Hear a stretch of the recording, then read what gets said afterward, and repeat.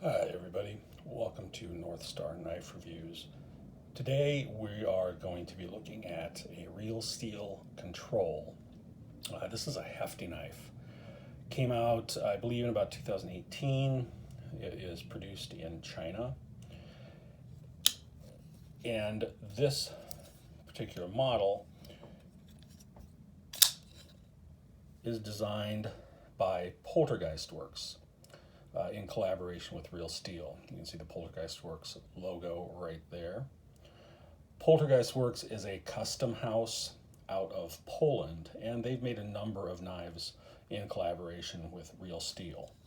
Now this is the budget model of the control, and this was, I believe, a White Mountain Knives exclusive. This knife is made with G10 and a D2 blade.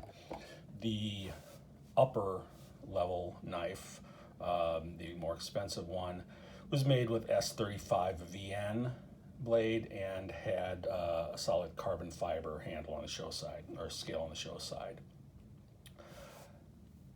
The upper level one ran, I believe, about $200, which is well beyond my budget. This was originally on the White Mountain Knives website for somewhere in the vicinity of $55, I believe. I don't believe they have it in stock any longer, but you certainly can find it on the secondary market. So I said, it's a nice heavy knife, great action. It's a flipper. It does drop shut, if I can get it to do it now. It will drop shut for you if that is important to you. I don't really care about that, but I know some people do. It's a frame lock, and let's see what we've got here. I suppose we are in the vicinity of about a 40%, maybe a little more than that, lockup. So a little later than I'd like, but still not too bad. It's got plenty of life in it. I have carried this on occasion. I've had it maybe a year and a half, and I really do like it. It is a little too big for me for most EDC purposes, but on the weekend or something like that, when I do have use for a little bigger knife, it is quite good. Now, there is, oops, I hit the board with it. There is no blade play, no lock rock. This is a very solid lockup on this frame lock. The pocket clip is one position.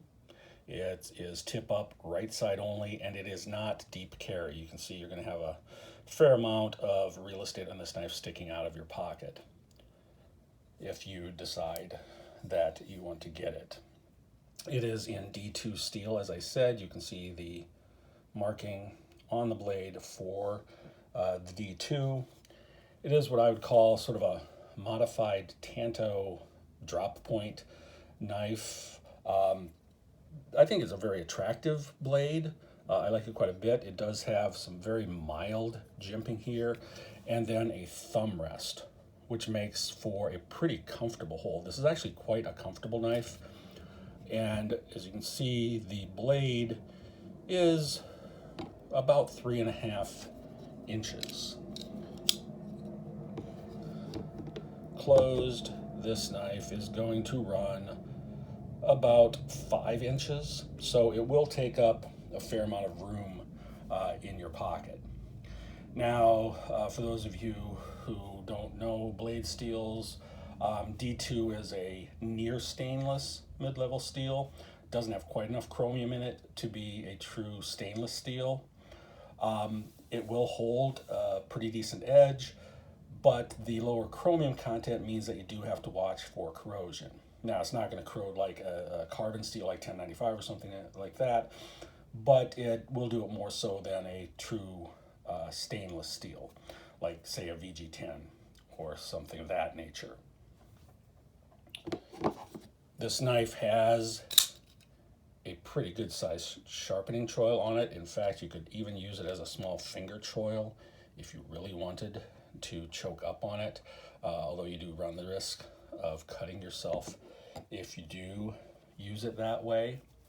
Really got nice action on it, and you can take a look at the blade centering here. We do have pretty good blade centering.